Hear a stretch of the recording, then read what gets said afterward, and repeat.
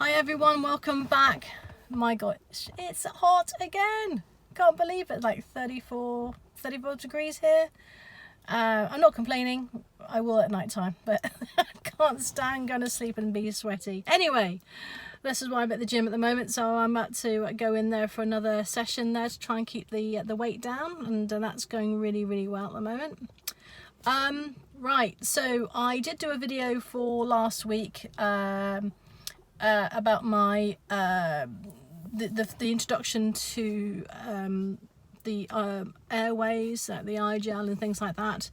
Unfortunately it got corrupted, so my apologies for that. So in a nutshell, the last 2 weeks has been about how to learn how to do ALS, so the adult life support.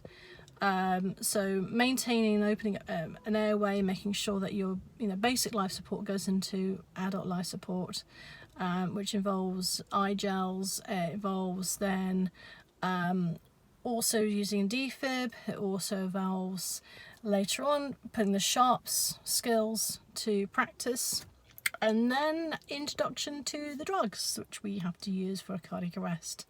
So yesterday and the day before, they sort of spoon feed you little bits at a time, which is fantastic.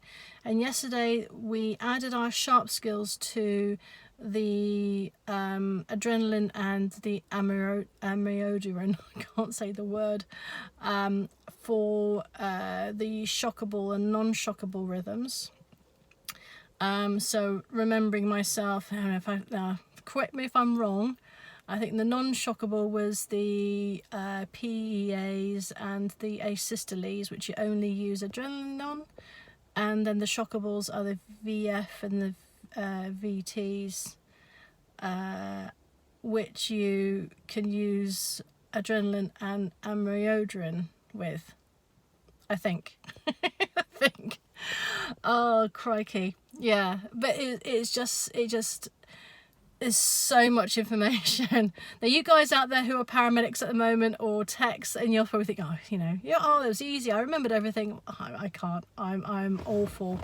And trying to remember when to put the first lot of drugs in, and then when to put the second lot of drugs in, and how much to go in, and then to top it off, we then had to learn the very end of it, which I didn't get around to do practice on it.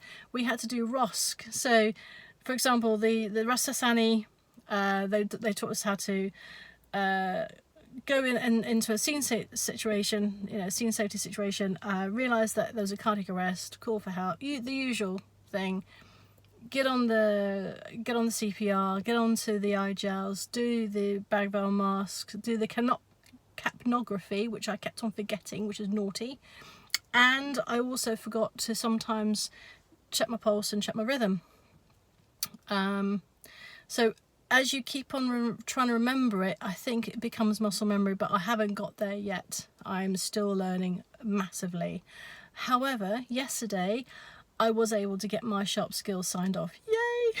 So that means I can stab people. No, I can under supervision of a registered paramedic, I can cannulate. However, being a student, you are not allowed to put any liquids through. So there's no drugs, not even saline, nothing. We're not allowed to do that. So, and that's really strongly stipulated by the uni. We can only do that, I think, when we're registered. And then we get practice by putting our drugs in, I think, the 150 hours after we get our initial registration. And that's when you practice putting your sodium chloride in, and then your morphine and everything else. So yeah, so I've got to remember, nothing goes liquid, just an empty cannula, that's it, nothing else. So that's interesting, because I know lots of paras say you have to, and you can, and no, the uni says no, so I don't want to break any laws. So anyway, yeah, so that was really good, and I completely got fuzzed out. My brain was so fuzzy last night, and I came home and thought, oh my gosh, I need to have a really sort of cold shower to try to wake myself up again. And I was dreaming about it as well, so I know it is in my mind.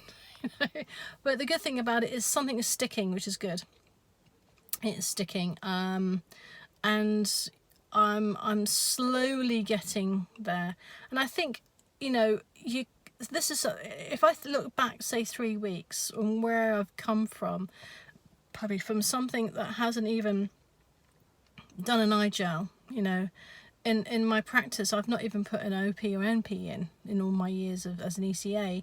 So to go from that and then learn all these new skills and to be competent, and not confident, but competent and safe to be able to do them in front of and under the guide of a paramedic who registered on the road, is really, really good.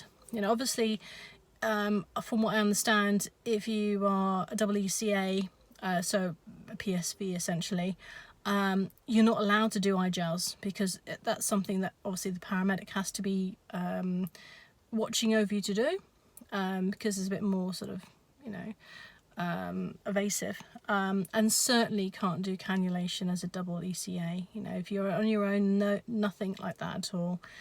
You can only do things like that with a registered paramedic, and you know, rightly so. You know, we're brand new in this, and it's going to take a long time. And yes, it means you've got signed off to do it, but I think now's the learning time. You know, you learn by theory, but I think the best way learning is practically on the road. Like with any, you know, with the ECA job, I found I was learning really well on the road. You still make mistakes, you know, one does, but you just have to learn by the mistakes and hopefully not make the same mistakes twice. So there you go. So that's my 2 weeks in about a 6 or 7 minute video. But yeah, thoroughly enjoying it still. I think we're almost got the poster ready, which is going to be how they got critiqued by our peers, and hopefully we'll pass that. And then I think the actual OSCE, the real, you know, pass or fail OSCE for that goes with everything, goes together. I think that's in March next year. So either May or March. I remember it has an M in it at the beginning, so don't know.